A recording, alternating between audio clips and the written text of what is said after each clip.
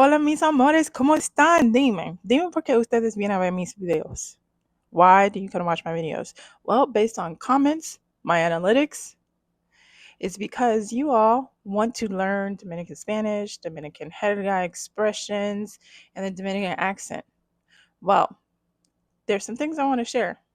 But one thing I had said before is that you have to learn Spanish. You can learn jerga, you can learn expressions, you can learn so many other things, but if you still can't speak Spanish, there's going to be some difficulties there. So that's what we're going to work on today. And one way to work on that is to work on being able to talk back and forth in different tenses, because you will find yourself in situations often where you need to go from future tense, present tense, past tense. So today specifically we'll be looking at el condicional, el futuro, y el presente, and I have some exercises for you to do as well.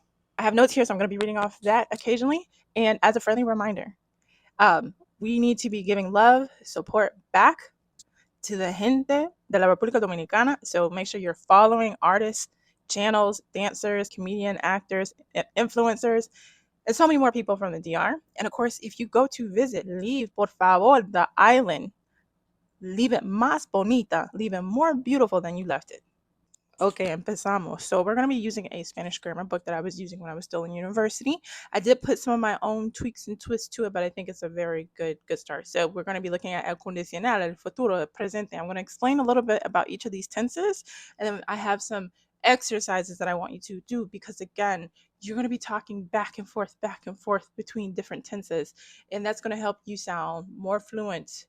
It's going to make you sound more fluent. And we're looking at el condicional, el presente, and el futuro. So these are all important, because when you're having conversation, you are going back and forth between these tenses. And the better you can do it, the better for you. So, el condicional.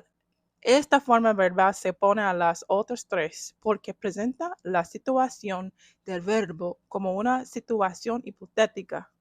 Excluye cualquier perspectiva temporal. Veamos algunos ejemplos. The conditional form basically is showing a hypothetical situation. And so some examples that we have here is, we could go out later if you help me out. Next one. Sería un buen presentador de televisión si tuviera la oportunidad. So he, she would be a good TV presenter.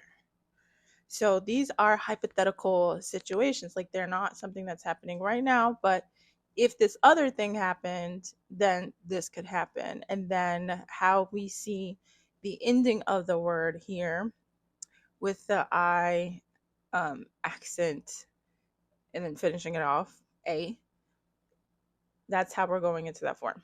El futuro es el tiempo de la predicción. It's something that we are predicting is going to happen. And I think futuro is very easy for most people. Now, the most easiest, I would say, or can I say that? The easiest for most. El presente. This one has got to be the easiest for most people. Es el tiempo más básico porque hace referencia a un tiempo determinado que está pasando en este momento, en el presente. Now, let's look a la práctica. The snippet comes from an exercise that was about Palm Sunday. So we have two sentences. I want you to take the verb that's in parentheses and conjugate it how it's supposed to be. And then, of course, we'll look at the answers. And then after that, we'll look at the translation. So at any time that you need to, please pause. I definitely want you to try it before seeing the answers or the translations. All right, let's go. Número uno. Desde el momento en que, fill in the blank, la noticia, fill in the blank, que este, el viaje que, su vida para siempre. So take a moment to fill in the blanks, pause it if you need to. I'm going to go ahead and read number two. Número dos. Durante el largo recorrido no, blank, decir palabra y aunque, oportunidad para descansar, no le, pues, fill in the blank, a punto de realizar uno de los mayores sueños de su vida. Take time, fill in the blanks. If you need pause, pause. When you're ready, come back and let's look at what the answers are. Let's review the answers. So, for número uno, desde el momento en que recibe la noticia. sabrá que este será el viaje que cambiará su vida para siempre. Desde el momento en que recibe la noticia, sabrá que este será el viaje que cambiará su vida para siempre. Ok, número 2. Durante el largo recorrido no puede o podrá. So you can choose one or the other is what is being indicated here. So if you see something like pueda o podrá in las respuestas, just know it is because you can choose. All right, let me start over. Número 2. Durante el largo recorrido no puede decir palabra y aunque hay oportunidad para descansar, no le importa, pues estará a punto de realizar uno de los mayores sueños de su vida. Ok. Durante el largo recorrido no podrá decir palabra y aunque habrá oportunidad para descansar, no le importará, pues estará a punto de realizar uno de los mayores sueños de su vida. Those were the answers. Now let's take a look at the translation.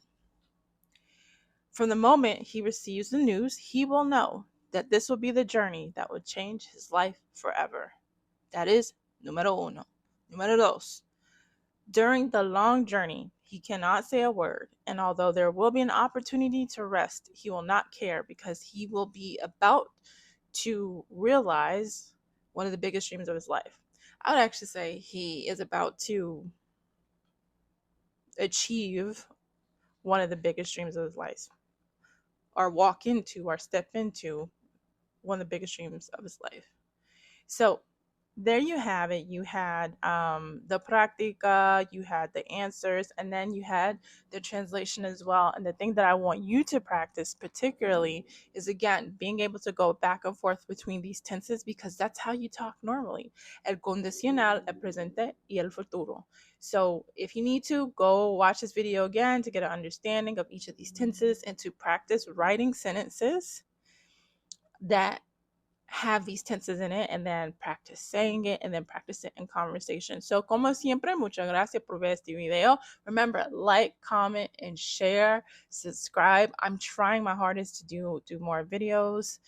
I used to put a lot more time and effort into every single last one, but unfortunately I do not have the time that I used to. But if you do support in that way, I think it's going to help a whole lot more. So yeah, again, gracias por ver este video, and I'll see you in the next one.